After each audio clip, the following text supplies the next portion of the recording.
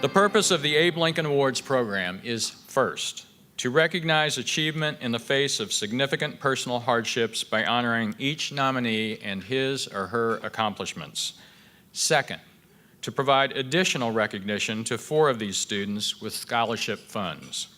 And third, and perhaps most importantly, deliver a loud public message to other young people struggling with difficulties that there are people in this community who care, recognize, and encourage them to continue their struggle for success. Each eligible Marion County High School is invited to nominate 1 qualified member of its senior class for these awards.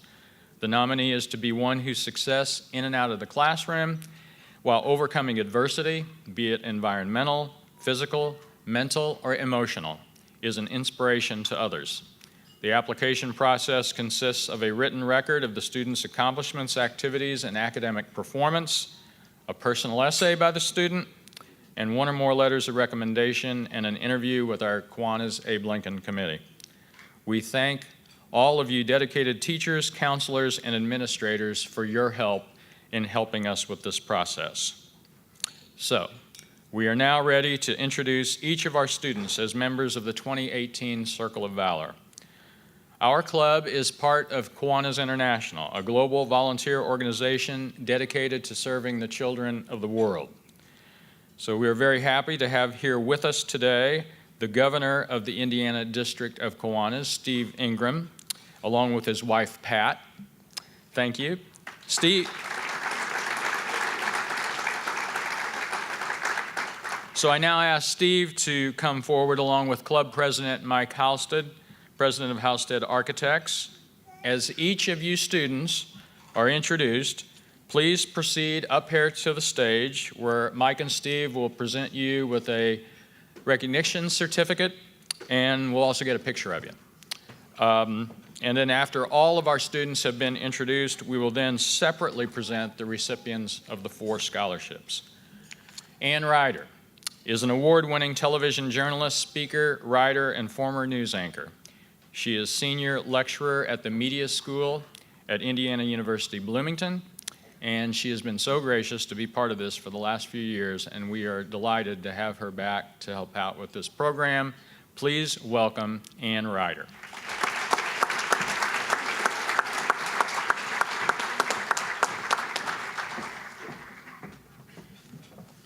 Thanks. Good afternoon. This is not a hard sell to bring me back. I love this event. Absolutely wonderful.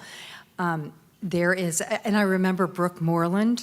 I mean, I go back a few years with this too. Brooke, it's great to see you. I'm not going to sing like Brooke, but you can thank me later. But there is a quote from a Leonard Cohen song that I think applies here. I have yet to meet anyone with a perfect life, but these kids have overcome so much to not only persevere, but to triumph. Here's the quote. Ring the bells that still can ring. Forget your perfect offering. There is a crack in everything. That is where the light comes in. These kids are about light. So with that, let's get started. To introduce you, Kelly Webster is our first one. Both of her birth parents are deaf, and Kelly Webster suffers from a degenerative auditory impairment. She lost her hearing when she was 12 years old. She is also the biological daughter of a biracial couple. Besides growing up in locations and schools that were predominantly white, more importantly, she faced pressure from parts of her family to shun her African American heritage and do all she could to appear white. With the support of friends and with others, when she reached high school at the Indiana School for the Deaf, she overcame these pressures and she grew in self-respect for who she is. Kelly was adopted 3 years ago after her freshman year. She has used her story to become a leader and a very positive influence for other students of color at the deaf school, people who might feel marginalized. She serves as senior class president. She leads diversity-focused student clubs, and she told us, quote, I used to think that being different was a bad thing. Now I think being different is a good thing.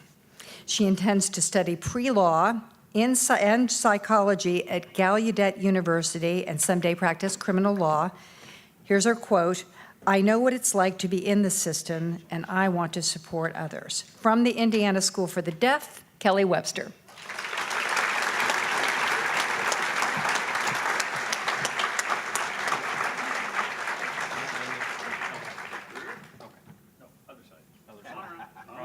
Probably a good plan. There we go.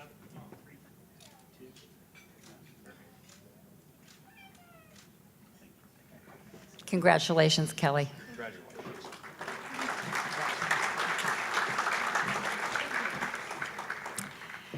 Julia Sims. Julia faced many challenges with her biological family, where her illness-stricken father struggled to survive, and a negligent mother abused Julia and her siblings, both physically and emotionally. The abuse continued for years, worsening when her father passed away from pancreatic cancer. Her mother's alcoholism, drug abuse, and succession of men created constant fear for her. Eventually, Julia and her siblings were able to escape their abusive environment and enter the foster care system. But some of those homes did not provide the caring environment that she deserved.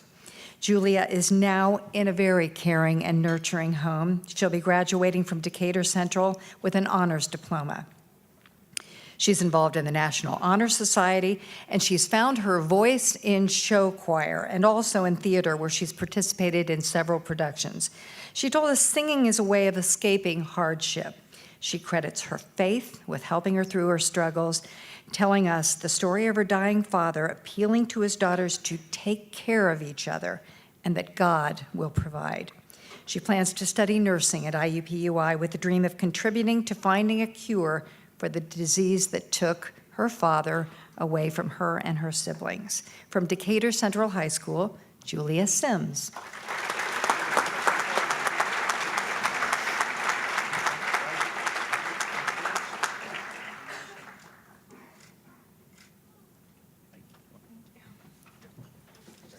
Thanks, Julia. Ronald McDuffie has seen the best and the worst of what it means to be a family. Due to circumstances completely outside his control, he and his mother were evicted from his uncle's home and turned to homeless shelters to survive. They both would work until 2 in the morning and then be up by 6 to start another day. RJ, as they call him, worked hard to balance school and work, not sure of what his future would hold. Even today, he works 35 hours a week. Thanks to his dedication to education, he made honor roll at George Washington Community High School and continues to focus on getting good grades. He's an avid sports player, a 4-sport athlete, and sings in the show choir.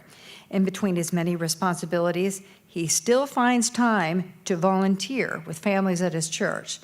In recognition of what he's accomplished, he received the Reverend Roosevelt Sanders Empowerment Scholarship, which will help support him as he begins preparing for life in college. RJ described himself to his committee as responsible. Yes, I'd say so. "I always want to make the most responsible choice I can in every situation," he said. He plans to study biomedical science in college in order to become an emergency medical technician. From George Washington High School, Ronald McDuffie.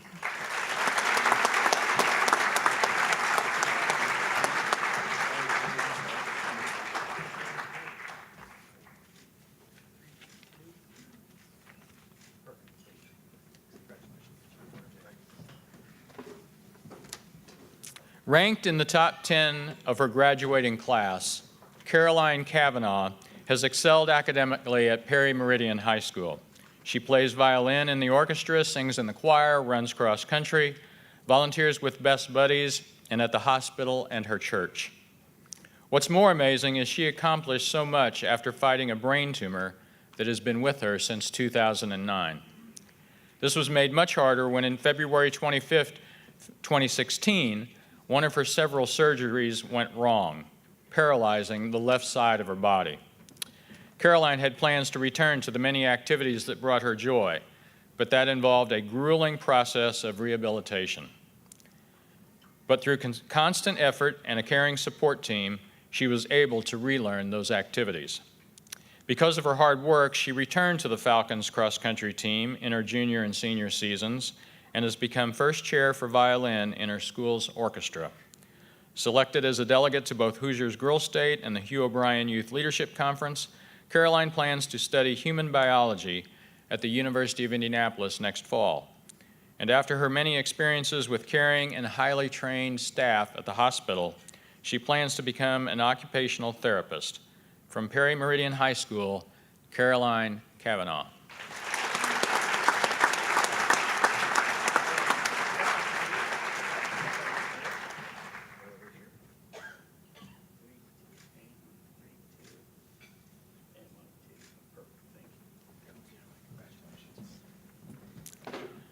Abandoned by her father in China and knowing no English, UK Walden moved to the US at age 8 when her mother married an American. She worked to acclimate to a new culture and learn a new language. Bright expectations dimmed when the relationship between her mother and stepfather deteriorated and eventually ended in divorce. UK sank into depression, blaming herself for her parents' conflicts and the abandonment by adults in her life. Financial difficulties followed, and her mother has been working out of state 6 days a week, requiring UK to be independent and take care of herself for the last several years. School was UK's salvation. Ranked in the top 10% of her class at Southport High School, she intends to enroll at Indiana University. Besides Chinese and English, she is fluent in Spanish and participated in a Spanish immersion program in northern Spain with the IU Honors Abroad program in the summer 2016. She tutors young Hispanic children every Friday, helping them to engage in American culture and better understand English. Captain of the Southport dance team, she teaches horseback riding in the summer, and her career goal is to earn her law degree and become an immigration attorney. UK Walden.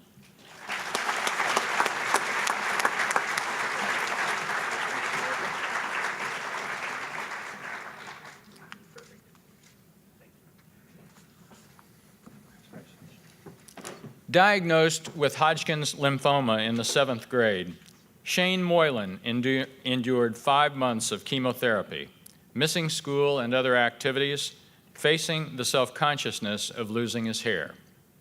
But the cancer went into remission, and this youngster was ready to move on. Shane was a promising freshman volleyball player and off to a great start at Roncalli High School. But 7th grade had only been round 1. Just before his sophomore year, cancer had returned to the area of his head and neck. Round 2, both chemo and then radiation therapy proved even more difficult than the first. Burns in his mouth and throat prevented him from eating. He was very sick from the side effects and missed nearly 100 days of school. Shane was determined to not fall behind his fellow classmates. He made up missed assignments, he took quizzes and tests while undergoing treatment. He was able to return to school the last month of his sophomore year and experienced the thrill of being in uniform with his Rebel teammates at the state volleyball championship. That summer, his treatment was determined to be successful, and Shane has been in remission for a year and a half. Inspired by the professionals who cared for him, Shane plans to study nursing at the University of Indianapolis. Shane Moylan.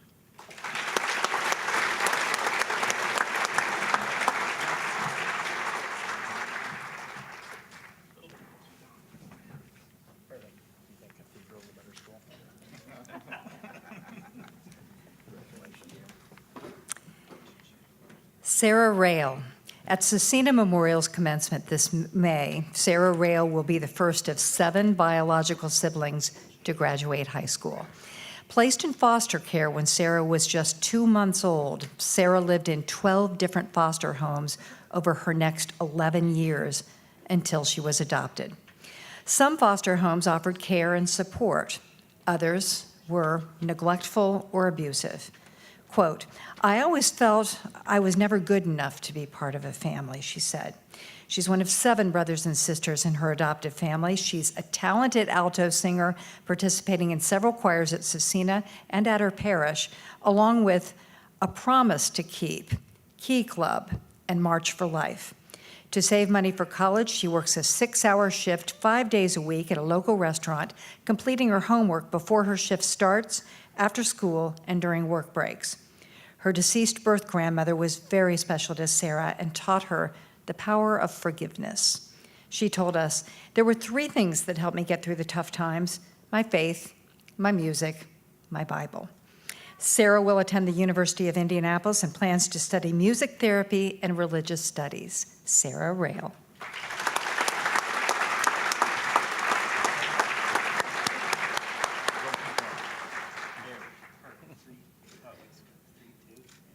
Sarah, can you look over here just a little bit? There we go. That's good. Got it. Great.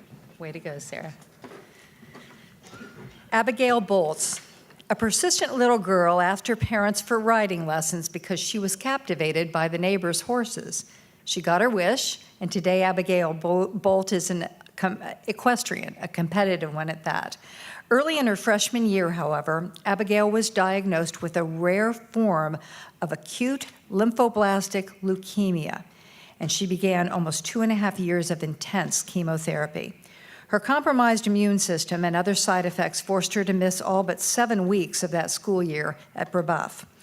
But that battle did not prevent her from completing as much of her schoolwork as possible or planning and fundraising for an equestrian-themed patient room at Peyton Manning Children's Hospital. This was her way of giving back even while she was undergoing treatment. Today, her cancer is in remission. She will attend Vanderbilt University. She plans to study biomedical engineering. Besides a number of academic honors and achievements in the equine sports she loves, Abigail has served as president of her school's Peers Against Cancer Together Club since her sophomore year. She raises awareness about cancer's impact on young people and volunteering to support patients facing the disease. She's helped provide supplies for deserving people in the developing world through her participation in the Timmy Club and has volunteered at Dayspring Center as well. Abigail Bolts from Brebeuf.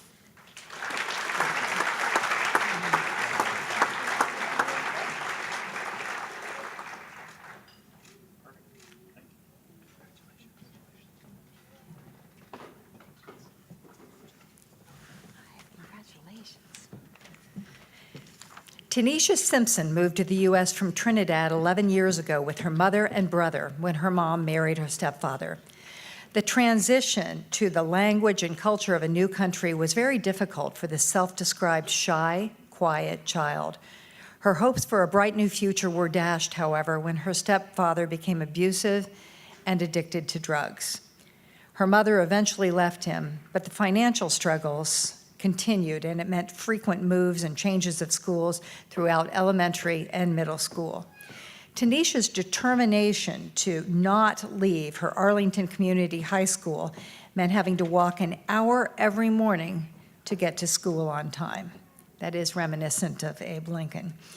Her church community has always been a support for her, and Tanisha is very active on the praise dance team, the food drives, and Bible study. She has consistently remained on the academic honor roll. She's a member of National Honor Society, has competed in volleyball and cross country, and she's been on the cheerleading squad. Quote, "School was my safe place where I could create a brighter future for myself." Tanisha plans to attend IUPUI and study biology, and she dreams of someday becoming an anesthesiologist, a field that has fascinated her since she was once treated for a broken bone. You must have had a good one. Tanisha Simpson, Arlington High School.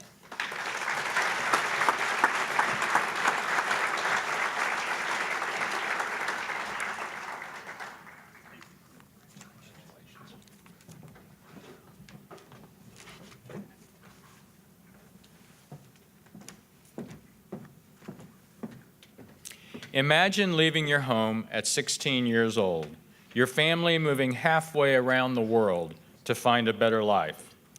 For Yodi Fishe, this was her journey from Eritrea to the U.S. After 12 years of forced service in the corruption-ridden Eritrean National Service, often without pay, her father fled to Ethiopia and then to the U.S., leaving Yodi and her family without knowledge of his well-being for almost 7 years. She, Her mother and 5 siblings struggled in poverty in a society that did not support working women. They fled undercover in a dangerous journey to Ethiopia before finally obtaining refugee status and joining their father in America. She has put in great effort to learn English and more about American customs, writing in her essay that, quote, "I have learned working hard is the key to challenging myself, and that life is what you make it." As Yodi has become more accustomed to life in America, she has found more opportunities to get involved. She serves her church by working in the rectory and teaching Sunday school. At Cardinal Ritter High School, she has earned the distinction of Student of the Month in English, theology, and algebra. Yodi plans to study accounting at IUPUI. From Cardinal Ritter, Yodi Fichet.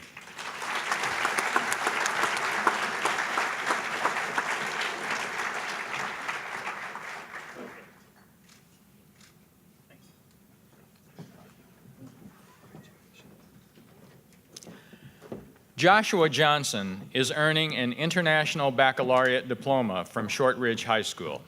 He loves science and technology, especially computers, and this love inspires his many high school activities, from working with robotics to exposure to STEM skills through internships at Next Tech and the IUPUI Future Scientist Program at IU Simon Cancer Center, to repairing a greenhouse in the Purdue-bound program.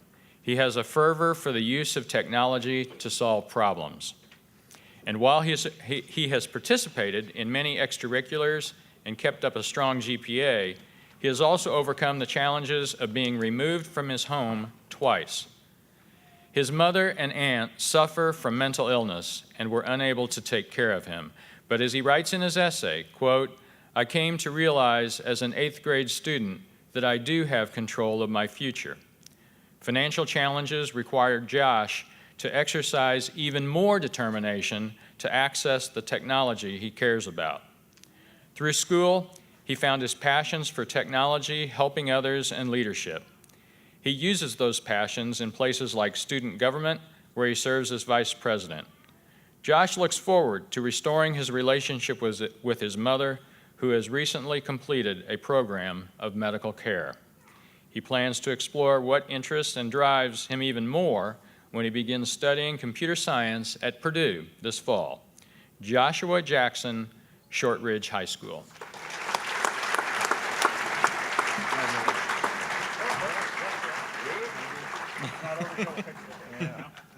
Have your picture taken, these 2 old guys.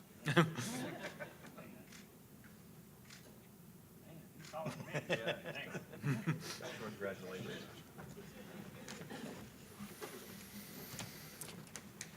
Emily Bissard is in the top 10% of her senior class at Lawrence North. A National Honor Society member, she volunteers at the Moselle Sanders Thanksgiving dinner and a retirement home. Emma was very close to her father, who was active and supportive in her life. She lost his presence in her life when he was convicted and imprisoned while she was in middle school. Shadowing a trauma surgeon at Eskenazi Hospital during an internship as part of a freshman biomedical class led to her career goal of becoming a trauma surgeon herself. Emma has excelled on the soccer field and was named to the Indiana All-State Academic Team in 2016. She is an advanced Spanish student. A teacher included in her letter Emma's extra personal effort to befriend a tentative foreign exchange student from Spain, helping her to adjust to the culture, classes, and soccer team. Having done nothing herself to invite the situation, Emma was caught up in the glare of her father's trial and relied on her own strength to face the inevitable consequences that came in her direction. She is interested in continuing her soccer career in college and has been accepted at Rose-Hulman Institute of Technology and Purdue. From Lawrence North, Emily Bissard.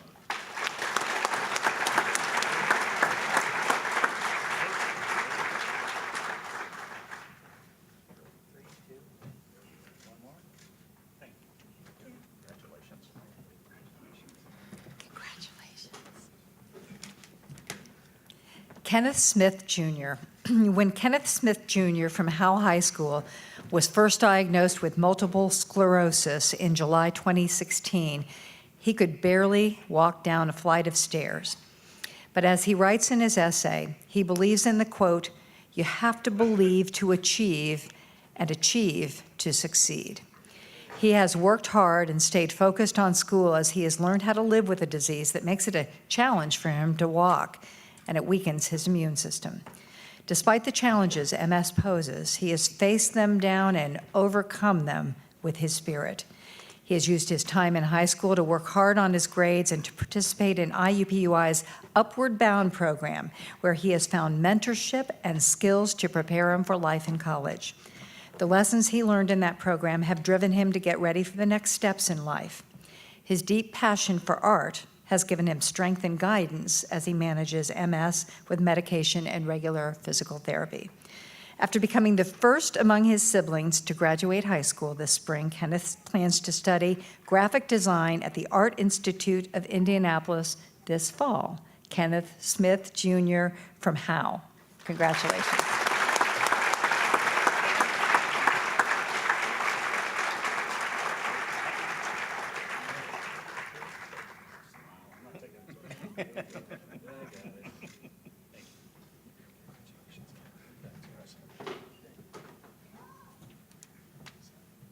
That's all right.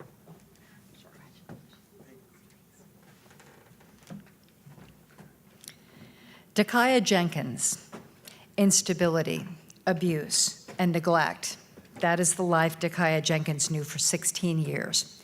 Her single mother abused drugs and was imprisoned when Dakaya was just 5 years old. After her release, 5 years later, the drug problems continued, and Dakaya shuffled back and forth between her mother and relatives' homes. Her circumstances took a toll mentally. Dakaya suffered depression and even suicidal thoughts. Through a church connection, she met a very supportive woman who eventually adopted her 2 years ago. A change in schools brought more stability, and with the help of supportive staff and counseling professionals, she's turned things around in a big way. Dakaya loves music. She told us during her heartaches that, quote, "Music is freedom from everything." She performs in an advanced choir at Speedway High School. She is gold medaled as a vocal soloist. She competes with the color guard, serves on student council, is a freshman mentor, works at an elementary school daycare program, on and on. She has really enjoyed her participation in the Lugar Symposium for Tomorrow's Leaders at the University of Indianapolis. Dakaya plans to study music education at one of several colleges where she's been accepted, and dreams of being a high school music teacher and eventually leading her own marching band. From Speedway High School, Dakaya Jenkins. Move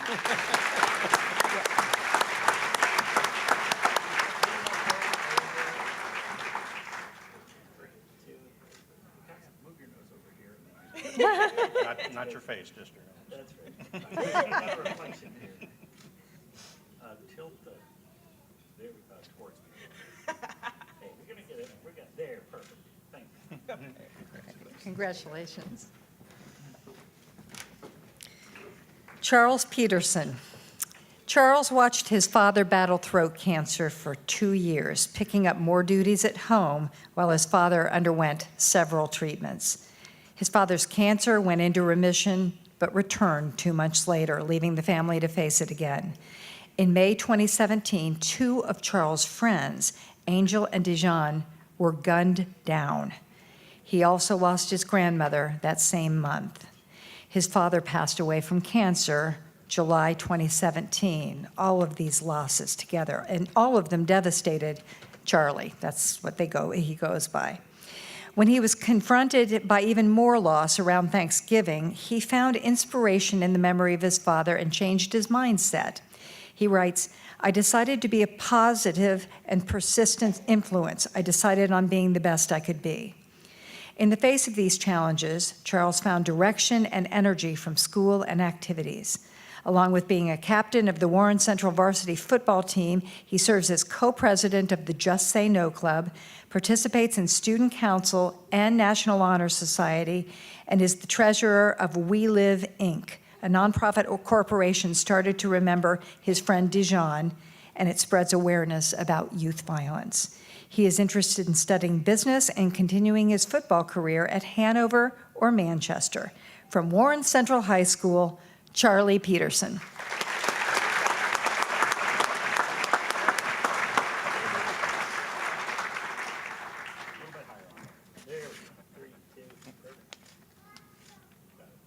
Thank you, Charlie. Congratulations. Thanks so much. Thanks so much. Madonna Meals has faced depression, anger, and deep sadness throughout her life. She lost her father when 5 years old and was bullied constantly when she was younger, in part because of the effects of a congenital eye defect. She lived with her great aunt while growing up, and it devastated her when Aunt Granny, as Madonna called her, passed away after an accident in 2015. Through all her experiences, including other family deaths and having to move back and forth between home and relatives, she's harbored much anger and has struggled to express herself in a healthy way. But the memory of Aunt Granny guides her as she works hard in school, and that focus has led to positive results. Her calculus teacher writes, "Madonna participates in class, has a no-nonsense attitude about learning, and is a conscientious, hardworking student. She's made Broad Ripple's honor roll every semester.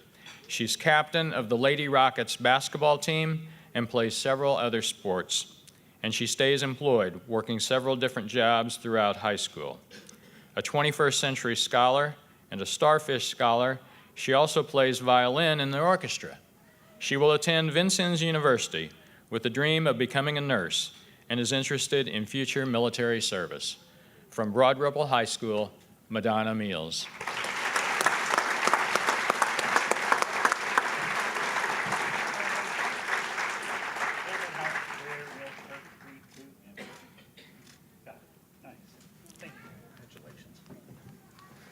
Clay Spickelmeyer was diagnosed with an aggressive renal cancer just over 2 years ago.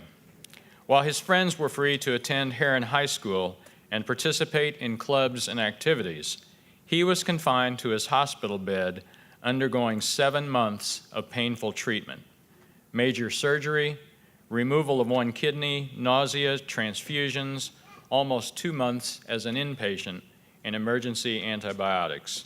He wrote, "I spent most of my sophomore year cooped up inside, unsure if I would ever get the chance to live a normal life, to go out into the world and make a difference, to do things that inspire me." But Clay made the best of his situation. During treatment, he drove himself to successfully complete and qualify for college credit in his 3 advanced placement classes. After release from the hospital, Clay made up his other classes over the summer, back on track once junior year began. He's now active at his church, robotics, Model United Nations, student government, and National Honor Society. His compassion for his fellow patients inspires his support for Riley Hospital for Children, raising money through Riley Dance Marathon and organizing volunteer meals at Ronald McDonald House. He plans to study engineering. Ladies and gentlemen, from Heron High School, Clay Spickelmeyer.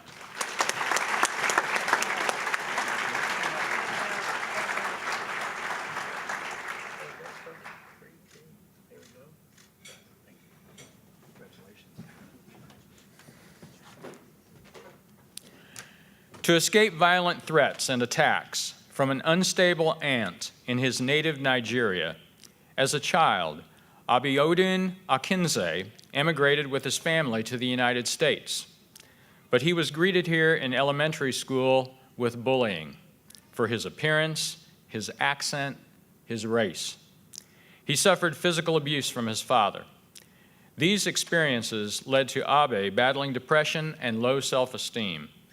Abiodun's academic drive has been his anchor for his hope for a better future. He is valedictorian of his senior class at Northwest Community High School. He is a member of the varsity soccer team and participates in Jobs for America's Graduates, performing community service and earning top prizes in JAG competitions. Abe described himself to us as an introvert who has spent a lot of his life in a shell. But after persistent encouragement from one of his teachers, he reluctantly agreed to work backstage for a school theater production.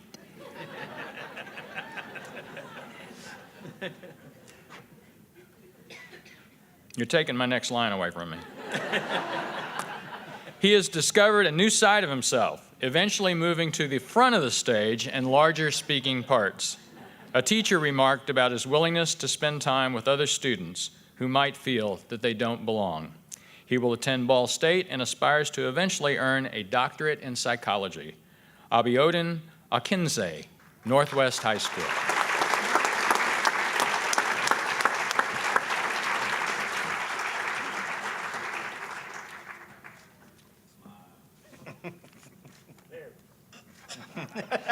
That was a good one. That's a good one. Yeah, that's better, that's better. We got it. Congratulations.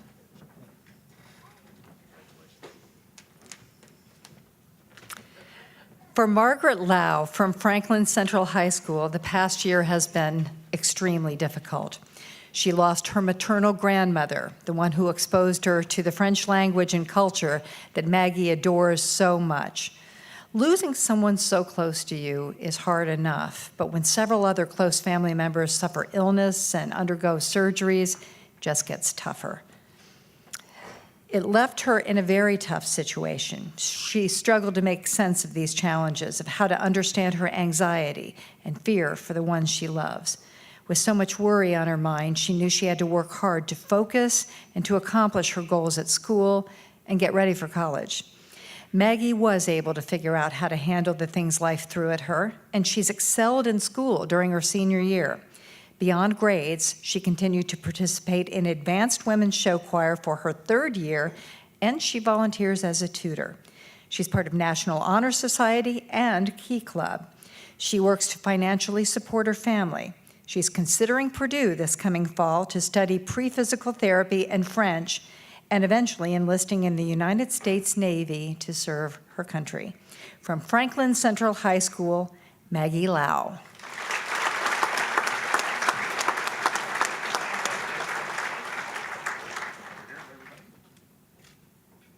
Up a little higher with the, always raise my belly when he says that. Perfect. Great, thank you. Nice. Congratulations. Geneva Schulthesis has seen many homes in her lifetime. Adopted with her sister from Latvia at 3 years old, she found herself in a strange new world in Boston. Shortly thereafter, though, their adoptive mother fell gravely ill. Genova and her sister moved to live with an aunt in Indiana, but already raising children of her own, the aunt struggled with the additions to her household. Eventually, the family took her in when she was 6, and she undertook the hard tasks of learning English and adjusting to life in America. She faced several medical challenges, including severe ADHD, scoliosis of the spine, and vision difficulties. She also suffered the loss of her first her adoptive and then biological mother, and separation from her sister, who returned to Boston. With the love and support of her new family in school, she has joined multiple clubs at Cathedral High School and participates in raising money for Riley Children's Hospital through Riley Dance Marathon. Geneva is active in her church, gymnastics, and she volunteers with the Horizon Christian Services to feed the homeless and attend youth group and mission trips. She recently had the happy occasion of a reunion with her sister in Boston, the first time in 15 years. 15. She plans to begin her college experience at IUPUI from Cathedral High School, and I want to check on the pronunciation of your last name, which it's Geneva Schulthesis? Schultes. I wasn't even close, but congratulations.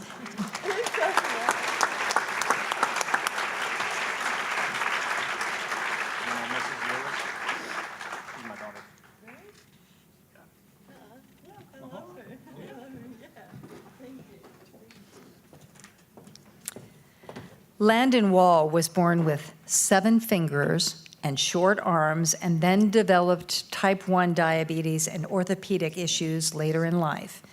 From tying his shoes to riding a bike, he had to approach learning many aspects of life in different ways. But that hasn't stopped him from pursuing his dreams and from being active. Whether it's playing basketball, soccer, or football, he has discovered growth and opportunity in sports. He has an inherent and unquenchable determination to succeed.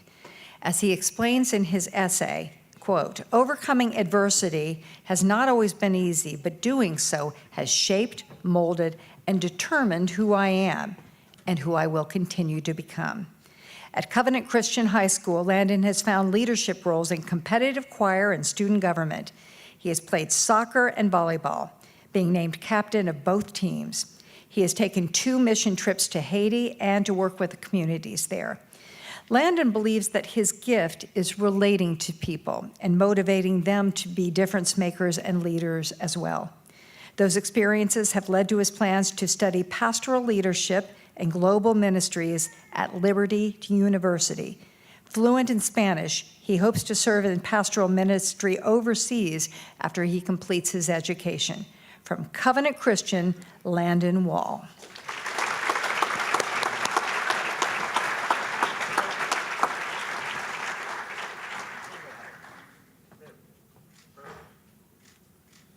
Thank you. Congratulations.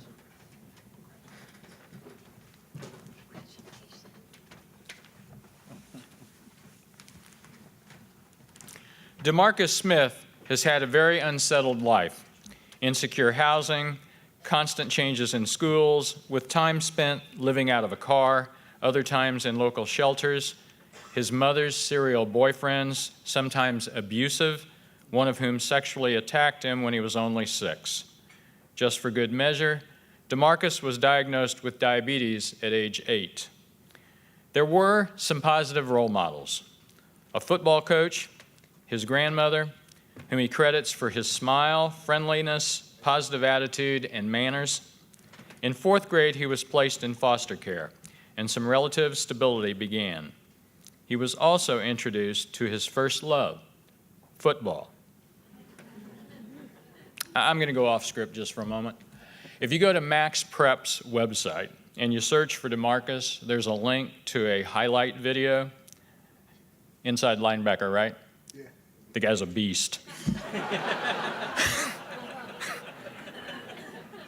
In 4th grade, he was placed, oh, wait a minute, I already said that.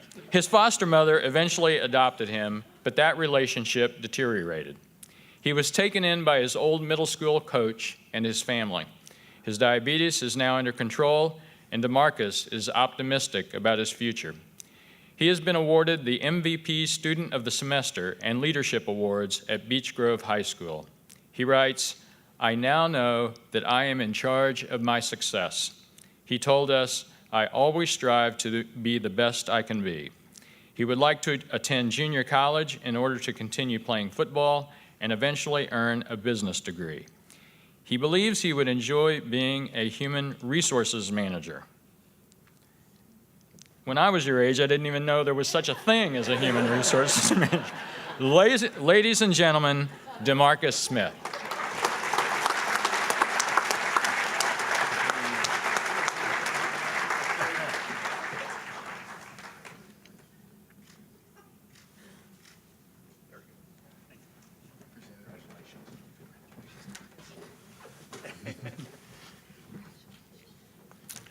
Today, she describes herself as a smiling extrovert who loves to make people happy. But for Mallory Weisenbach, it has been a long journey from a darker side. Her depression began in 7th grade, and it has led through periods of drug abuse, self-harm, risky choices, running with the wrong crowd, and thoughts of suicide. With the help of her parents and others, Mallory has accepted the intervention of mental health services along the way, but it has been fits and starts on a difficult road. A change in schools and a chance for a fresh start, coupled with her continued cooperation in her treatment and the use of coping skills she has learned, have launched her into a whole new way of living. Mallory has now been sober for 19 months and participates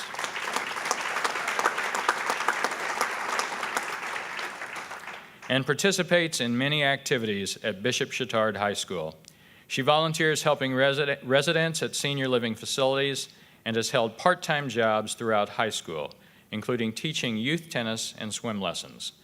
Mallory hopes to study psychology at Ball State University and would like to work as an adolescent therapist. Her school counselor commented about how genuine Mallory is. She wants others to learn from her experience rather than covering up her past. Mallory Weisenbach.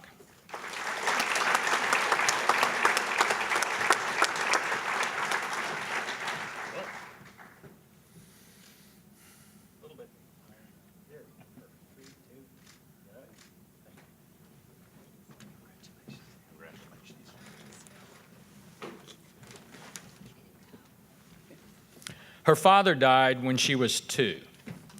The circumstances of Madison Lester's life have not been pretty. Her mother's abusive boyfriend, her mom's addiction to alcohol and drugs, and the attendant trouble with the law and the violence that often accompanies that lifestyle. Bouncing from house to house as her mother was in and out of her life.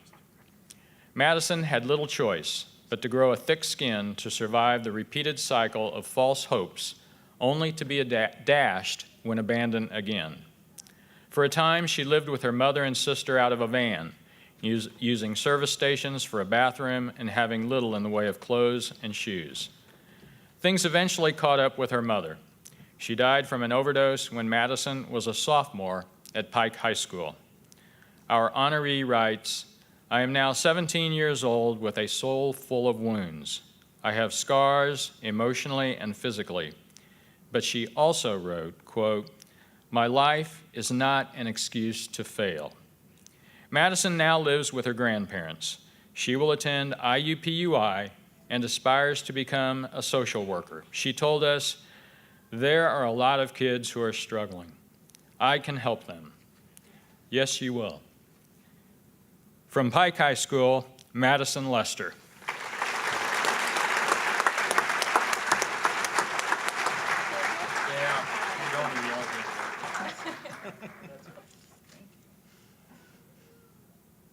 There, 3, 2, more smile. 3, 2. Perfect, thank you. Congratulations. Harong Hu, his friends call him Philip, fled his native Burma at the age of 9 to escape the military's persecution of his Christian community. His father died when he was just a child. Aiming to rejoin his mother, who had gone before him to Malaysia, Philip endured a dangerous 10-day journey across Thailand. Hungry, sometimes on foot without shoes, this in order to avoid detection, and another time, one of 4 packed into the trunk of a car. One person in the cargo did not make it, suffocating en route. After reaching Malaysia, he worked as an electrician when he was only 13, giving most of his paycheck to his mother. He survived confinement and abuse in a Malaysian jail for lack of documentation. Eventually, he attended a refugee boarding school where he learned English and other subjects and got to go to the internationally focused Kiwanis Leadership Convention. After 2 years, he and his family were finally resettled in the United States. At Emmerich Manual High School, Philip stays busy studying and learning. He's president of his school's international club, he's a soccer coach, and he participates in his church youth organization. He's interested in studying accounting or engineering, and someday hopes to give back to the people in his native Burma. From Emmerich Manual High School, Huang Wu.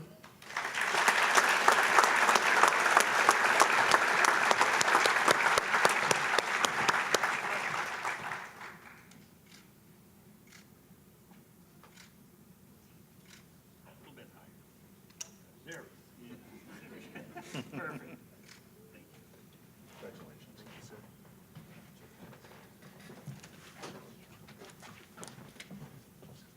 Philip, I like that jacket. That's a good-looking jacket. Davion Evans, up at 4 a.m. He wakes his sisters and is ready for school at 5. Boards a bus at its out-of-district pickup location and arrives just in time for the start of classes at Lawrence Central High School. After school, Davion Evans gets back on the bus, returning home at about 5. Next day, do it all over again. Davion has been homeless throughout high school. His father died when he was 9. Finances have been tough. He lives with his single mother and his sisters in a shelter. Nonetheless, he will graduate with academic honors, carries a B average, and is at the top of his senior class.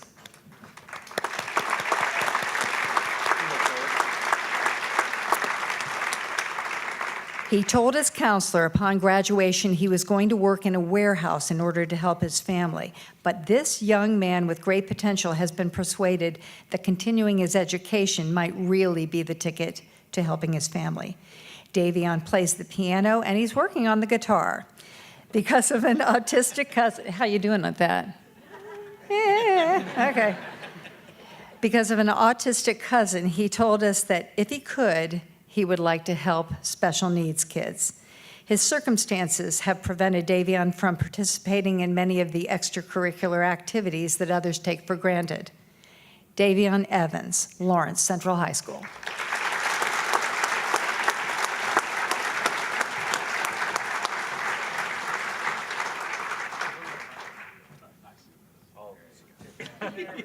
Mostly goes to one. That's nice. 3, 2, and perfect. Thanks. Congratulations.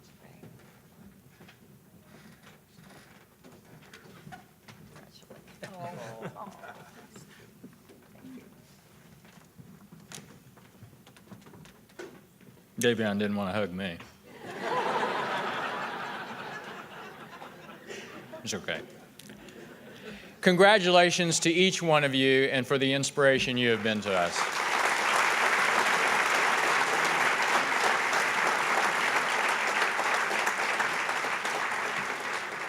This year, the Kiwanis Foundation of Indianapolis has again provided a grant of $41,000 to award scholarships to 4 of these students. Each is payable in annual installments equal to 1/4 of the total.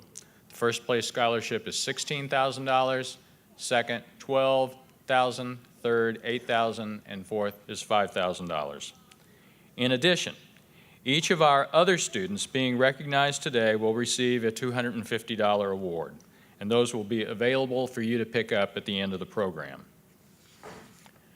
After each of our recipients has been introduced, as each of you have been introduced after your introduction, please come forward and you'll be presented with a plaque as a scholarship recipient, and you'll also be interviewed by Ann Ryder.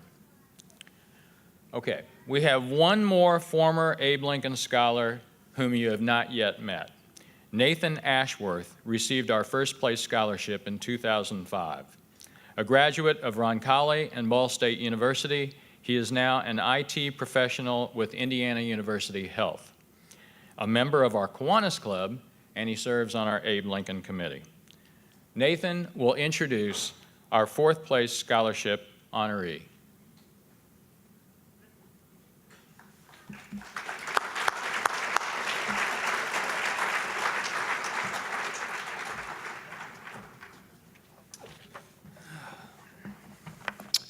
When asked by our committee what word best describes you, it was tough, and tough she is. Throughout her 28-month treatment for a rare form of acute lymphoblastic leukemia, she remained tough and resilient. Her dedication to raising awareness of her form of cancer and the drive that she has shown to fundraise for other cancer patients is truly remarkable. Humble, centered, and extremely positive are all words that can describe Abigail. Her journey began as a freshman with her diagnosis on October 4th, 2013. To quote her, "It seemed like the end of the world and something from which I might not return. I knew I had to win. Cancer was not going to beat me. I had to fight." Often it is said, it is not the situation you find yourself in, it is your reaction to the situation that truly matters. After her treatment, she was motivated to give back to others. It also taught her to appreciate, quote, each person, day, and experience in her life. It taught her to be grateful for the little things in her life, but most importantly, it taught her to appreciate all that life had to offer. Her medical care and the side effects interrupted her attendance at Brebeuf Jesuit until her sophomore year, but her work ethic and perseverance kept her on track with her studies. Back at school, she joined Peers Against Cancer Together, or PAC for short. She helps to facilitate volunteer events, among these dinners for children with pediatric cancers and other activities. She has a 4.14 grade point average, and she has been honored with awards including National Honor Society and the Ignatian Scholar. Her list of community service activities, she had to put in size 8 font. However, her most successful volunteer venture was raising $282,000 in 10 weeks for the Leukemia and Lymphoma Society. Let me repeat that, $282,000 in 10 weeks. The youngest person ever invited to the Indianapolis chapter man and women's competition. She was named Woman of the Year locally against all competitors, even adults. When her treatment ended and her mother presented her with a magnetic board covered in hearts, each from a family member or friend, with words of congratulations and encouragement. It is her reminder of what she has been through and to live her life to the fullest potential. This fall, she will attend Vanderbilt University with plans to study biomedical engineering. It's my honor to present the Abe Lincoln 4th place scholarship recipient from Brebeuf Jesuit Preparatory School, Abigail Bolt.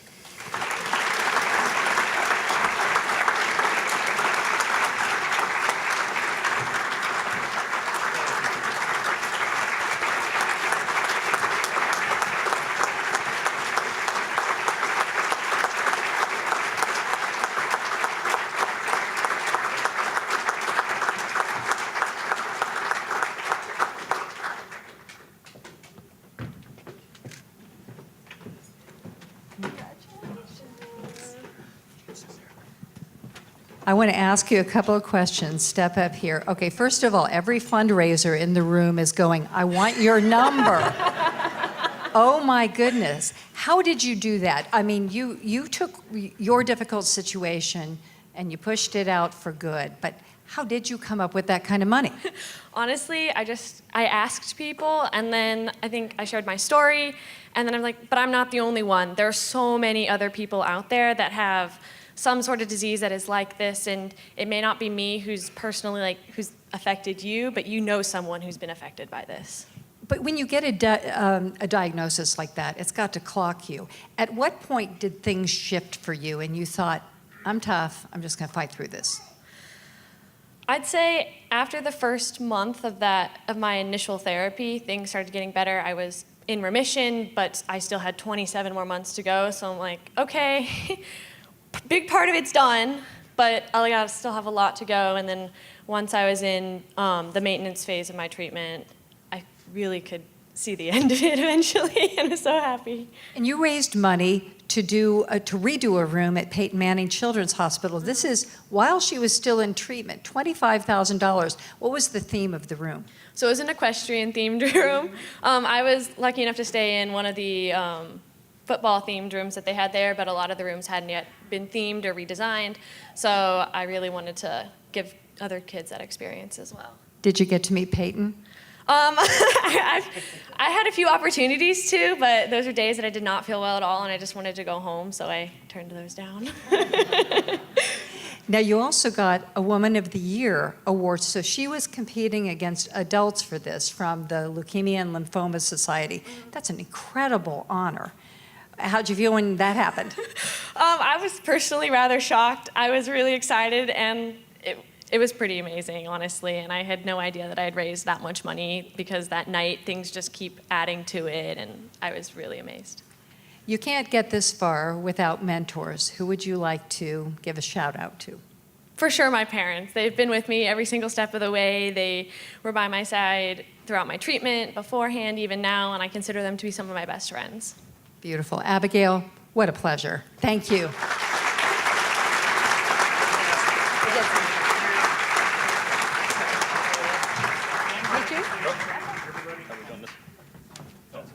Short people in front. Two, keep you slightly that way.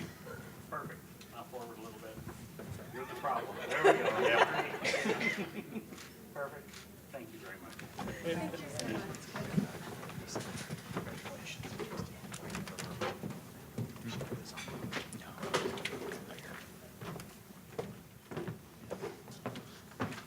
Wow. Abigail knows how to cut Peyton Manning down to size, doesn't she? She just blew you off, Peyton. Dr. Kathleen Lee, Chancellor of Ivy Tech Community College, Central Indiana, and our host for today's event, will introduce the recipient of our third place $12,000 scholarship.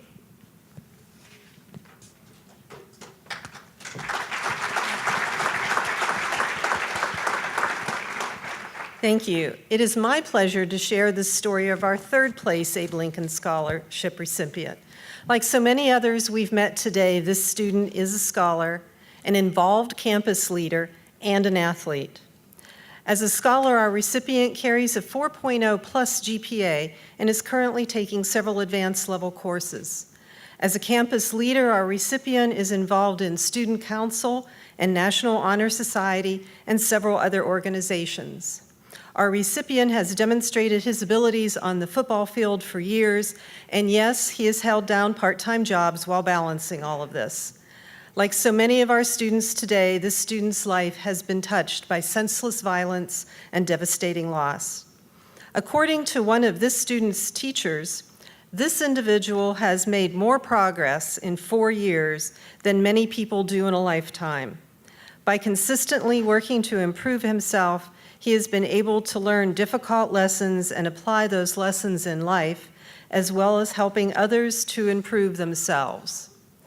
The timeline of our scholar's last few years is filled with sadness and loss.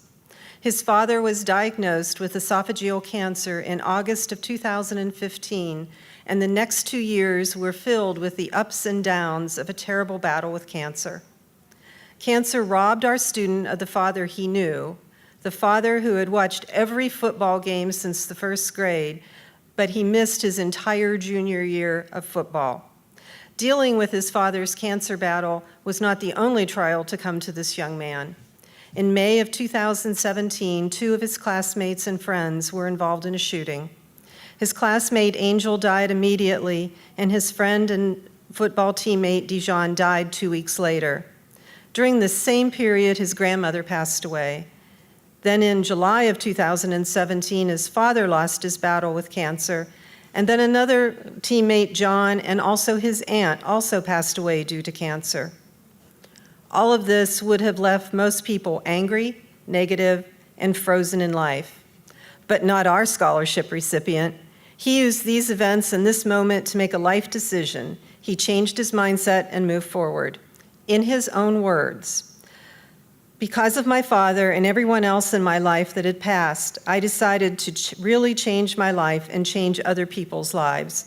My senior year, I went on to be president of Just Say No Club because with the implications that smoking had caused for my father, I figured if I could help make a difference and to try to stop others from living through the same pain that I had been through.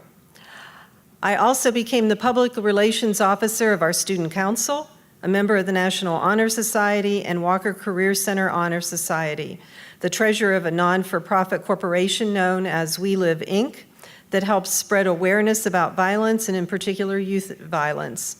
This organization was created after one of my beloved teammates, Dijon Anderson, had lost his life to violence. I've been accepted to 5 universities, and I hope to even play football in college. I wanted to do nothing more than to make my dad proud. Our scholarship recipient decided to change lives, and according to his coach, because of his attitude and drive, this young man has become the face of Warren Central High School and has impacted lives across the East Side through his leadership and personality. His decisions to move forward in a positive direction has impressed our committee, and I am 100% sure that you have made your dad very proud. It is with great pleasure that we award the third place Abe Lincoln Scholarship to Charles Peterson of Warren Central High School.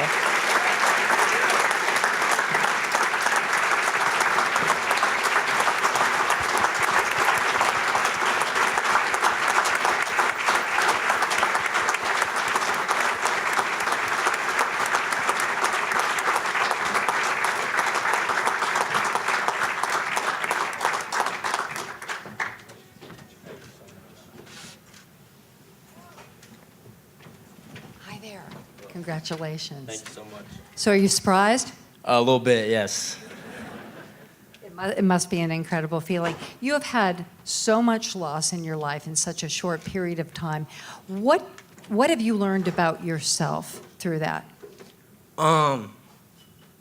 With me personally, I've always tried to bring joy to other people's lives, especially when mine is not going so well. And as you just read, and I wrote in my essay, when all this stuff was happening, especially the past year, I decided to take it upon myself to make others happy so I can be happy. So that's what I really wanted to focus on, and that's why I took part in all these clubs and organizations to just bring joy to other people's lives so I could have joy in mine. There's really a wisdom to that, and one thing that we find in all of our scholarship winners is that they realize that service is a way to push it back out. Now they call you the face of the school. Yeah. Now how is that? I'm really just everywhere with student council. As you were talking about We Live, that's really boosted this year, and I'm really glad to see where that's going in the next couple years. And just like I like to be involved in everybody's life, especially at Warren Central, and just help everybody be happy and joyous. So yeah. If money were no object, name a couple of 2 or 3 occupations, things you would want to do, including your dream job. Well, including my dream job, so marketing and management. I would love to be a sports marketer, especially for like the Pacers right now. They're really going off. I'd love to to market them. I'd also, if money were not a thing, I'd love to be a teacher and bring light to kids' lives. And, coaching would go apart with that. And I love the game of football, and I'd love to do what my coach does and what other coaches in my school do. And besides that, anything business. I'm a businessman. Anything business. And so where are you going to go to school? Right now, I've actually narrowed it down to Manchester University and Wittenberg University.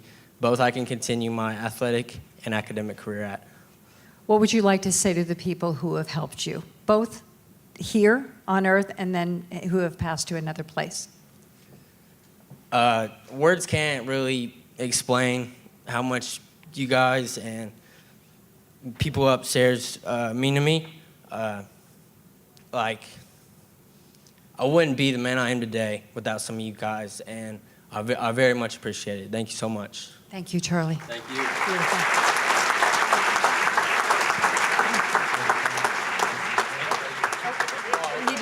We need you back. Sorry. Not done until there's a new. All right, yeah, I Right up guess. here, we need more people. Okay, got it. Steve, you don't know? Steve. Steve. All right. Steve, 3, 2, perfect, 3, 2. Oh, wait a minute, I'm not doing it right. Hang on. 3, 2, and perfect, there we go. Thank you very much. Thank you guys so much. Congratulations. Thank you so much.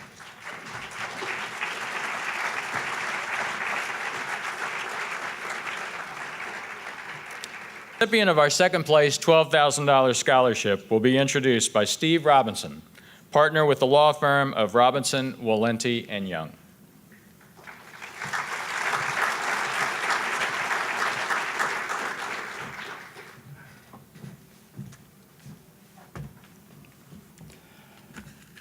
Hunted, haunted, harried, and hassled.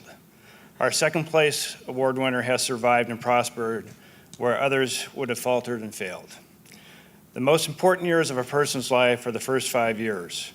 90% of the brain is developed, and experiences will affect a child for the rest of his life. The first 5 years were not kind to our recipient. He started life in Nigeria in a well-to-do family. He had 2 brothers, one older, one younger. His father's brother and his wife had 1 boy. At age 4, his aunt decided to try and even up the number of boys each couple had, not by having more children, but by trying to eliminate our recipient and his brothers. Boys are more important than girls in Nigerian culture. She poisoned the food of his older brother, but was not successful in killing him. She then gave our recipient an injection saying he was sick. He watched as his aunt injected a syringe full of clear liquid into his arm. He trusted her and almost died.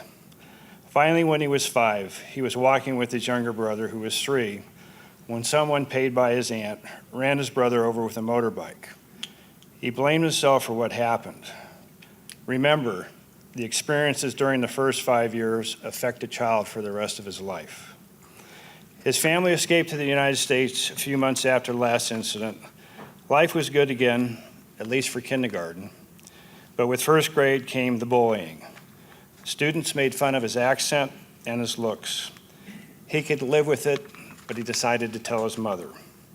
She decided she would change school districts, and as he said in his application, the bullying went from bad to toxic. Name-calling such as African booty scratcher and asking whether he was related to monkeys were common occurrences. He became depressed, had no self-confidence, and contemplated suicide. He thought he would receive help at home, but he was wrong. Beginning in 4th grade, his father became both physically and verbally abusive. He would hit our recipient constantly, and one time woke our recipient up and started hitting him in the head with a belt buckle. His father said he would never grow up to be anything. Our recipient told us, "I don't know what family is." Between his father and the bullying at school, he was at his wit's end. He did not tell anybody because he thought it would only make things worse. He also blamed himself for the bullying, saying it was his fault. As seen recently by the gymnastics scandal and all the sexual predators, things get covered up to the detriment of the victims. However, there is a good side to this story. He decided to focus on his education as a way to escape the abuse and create a brighter future. When he enrolled at his current high school, the bullying stopped, but he said he was an introvert and spent a huge majority of my life in a shell. Would anyone blame him for withdrawing? He discovered a talent for art and acting. His teacher, Genevieve McLeish-Petty, said in her letter to our committee that she had to nag and plead with him to get involved with the school play. But once he did, he excelled in all he did. His counselor, Vernita Robinson, in her letter to our committee said, "Abiodun is wise beyond his years. He managed to give real meaning to the saying, 'What doesn't kill you makes you stronger.'" She also said he is a great role model for others around. Ms. McLeish-Petty said, "Abiodun never tolerates others talking down to him or to any other student that is mistreated by others." He currently carries a 4.06 grade point average on a 4-point scale and is a valedictorian of his class. He is a member of the National Honor Society, has played varsity soccer for 4 years, and been in the drama club for 3 years and participated in many school activities. He has been accepted by 23 colleges. He wants to go to Ball State and major in psychology with minors in English and art. He told us that he uses art to escape from depression. It allows him to let go. His career plans are to obtain a PhD and become a teacher. He wants to understand how human functions work, so he may understand himself and others. We want him to let go. We feel that he will be successful in anything he does and will help others. Please join me in welcoming our second place award winner to the stage from Northwest Community High School, Abi Akinse.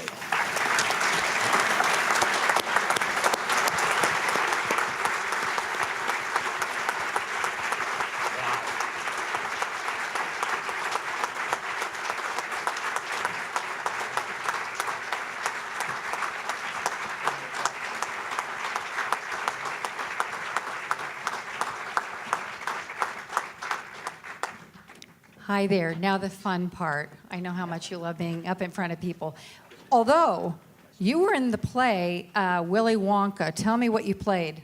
Sorry, nervous. Originally, I didn't want to play anything. Okay? And then I got the part of, I think it was Grandpa Joe. But then we had to switch everything up, and since everyone didn't know their lines, and so we did a gender switch, and so I ended up, everybody else got a gender switch, but I knew my lines already, so I decided that instead of being Grandpa Joe, I was Grandma Josephine. Where did Oompa Loompa come into it? I thought I read that in your essay. No one was fun, so I had to be. You had to be fun, absolutely. You know, I was struck by the first line of your essay. I may be paraphrasing here, but my life has been hell. But then you qualified it. What did you say after that? I don't know. It was about learning from these experiences and pushing them out to use them with other people. Bullying is a huge, huge problem. When did that turn for you and you realized you could stand up to this and you could help others? I spent my whole life getting pushed around.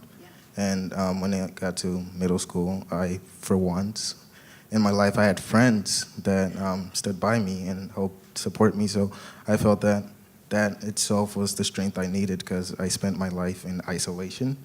I was afraid of my father, and I felt horrible for my mother and myself and my brothers, and I felt like I didn't have anyone. And then, like, one of my favorite teachers and closest friends, McPetty, right there, she helped a lot. She's the one who put me on stage.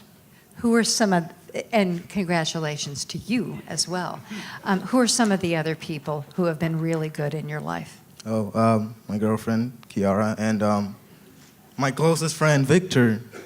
He's right there. Yeah, back there. Yeah.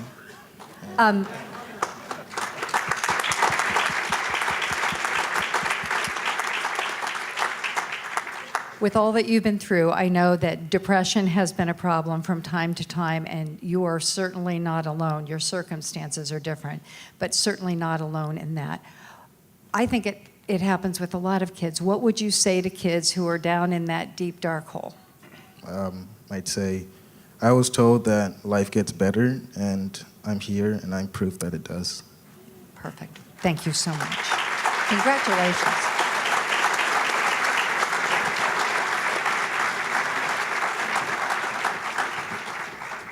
Okay, gather around. Steve, we need you over here. Big toe. There, throw it out until we need some balance. There we go. 3, 2, perfect. Hang on. Not doing it right. There we go. Perfect. Thank you very much.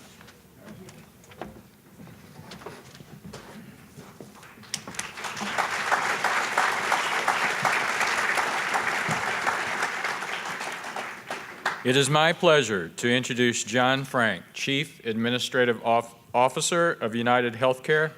John will introduce the recipient of the first place $16,000 Abe Lincoln Scholarship Award. John?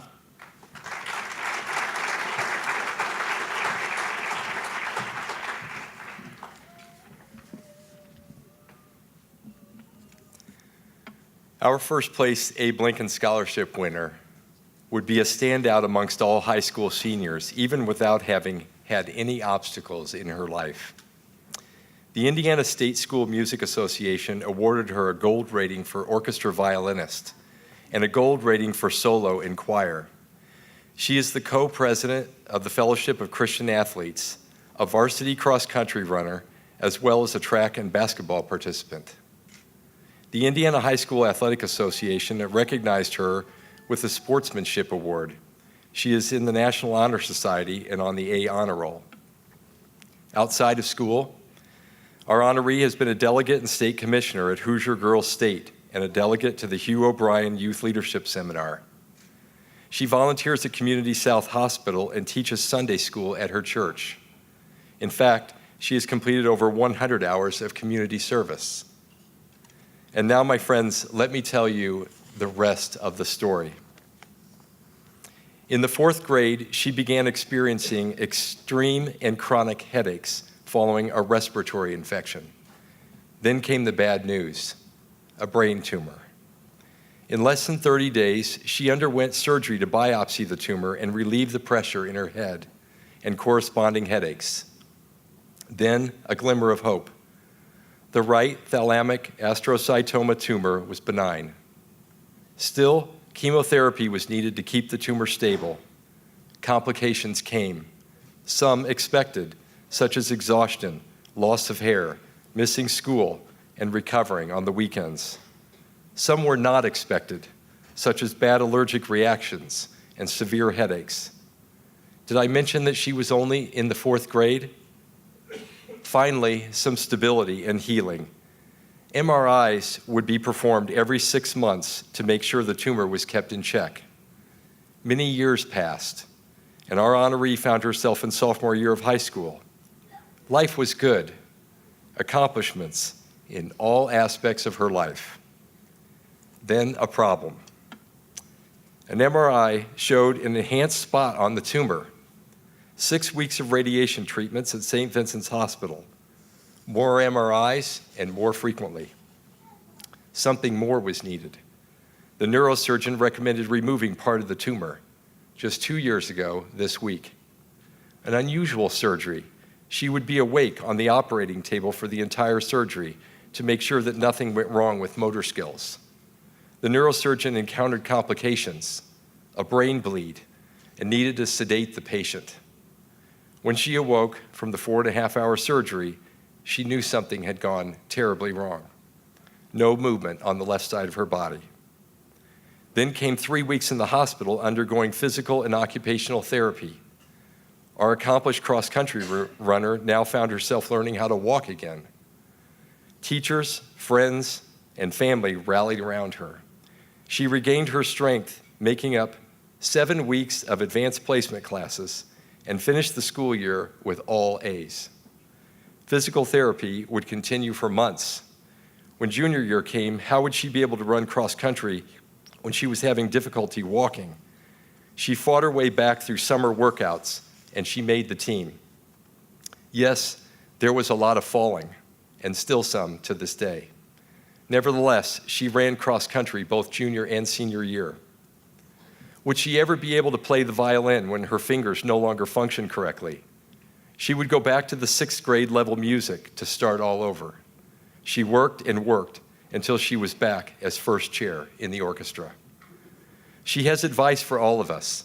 Are you listening? And I quote, "All of my struggles have taught me to never take what I have for granted, like being able to do all my activities, because those abilities could one day be gone. My experiences have taught me to never give up," unquote. She also advised us to stay focused and bring others along with us on life's journey. The one word she used to describe herself, inclusive. Including others shines through in her commitment to another passion, best buddies. Her work as a buddy was not limited to specific school events. No, our honoree integrated her buddy into her life outside of school and her circle of friends. There would be more accomplishments after the recovery, such as the Brady Comeback Award for overcoming obstacles in sports. That compassion extends to her volunteer work in the Bone and Joint Unit at Community South Hospital.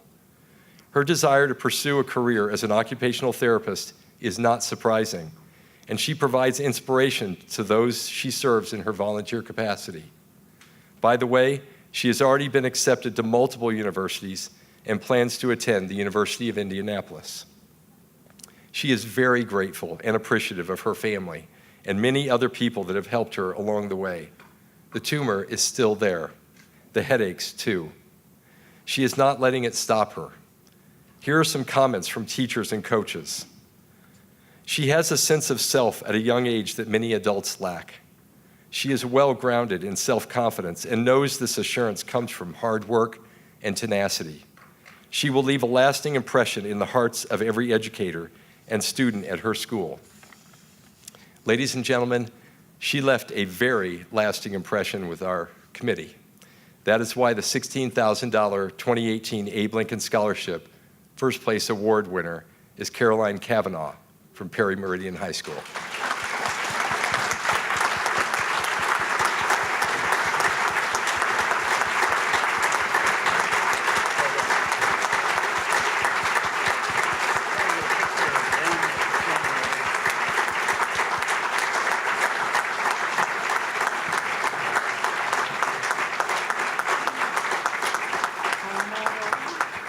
Congratulations to you. How are you feeling about this? Pretty excited. You've got to be. How are you doing physically? You've been through so much. How are you these days? Well, I still have chronic headaches every day, all day, but I have MRIs every 3 months, and the tumor's stable, so. To think that 2 years ago, basically right around this time, the left side of your body was paralyzed and you worked your way back. How did you do that, especially in sports and running?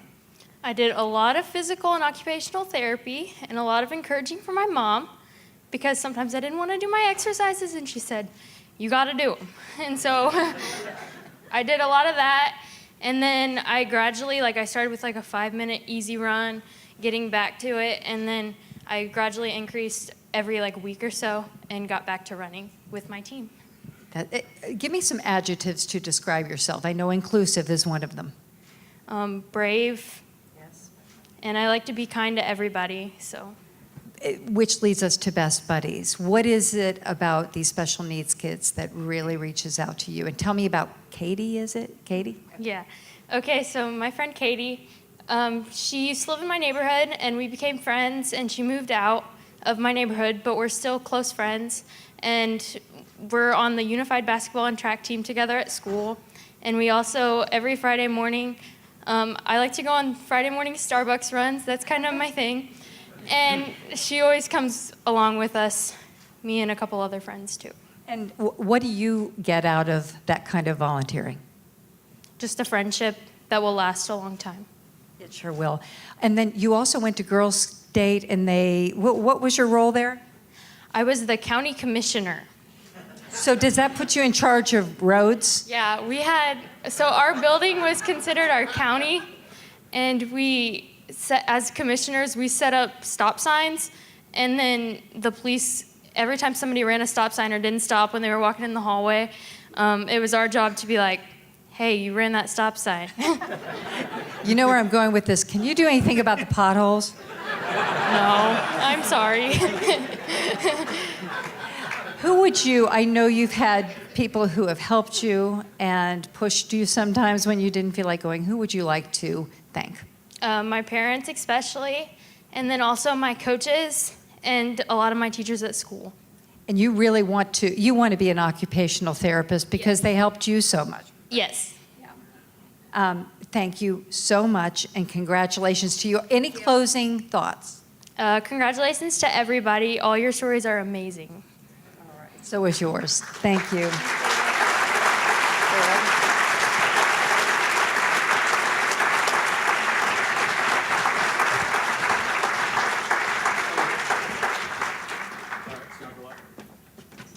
Find a spot. There we go. 3, 2, perfect. Nice. Hang on, one more. 3, 2, and perfect. Thank you.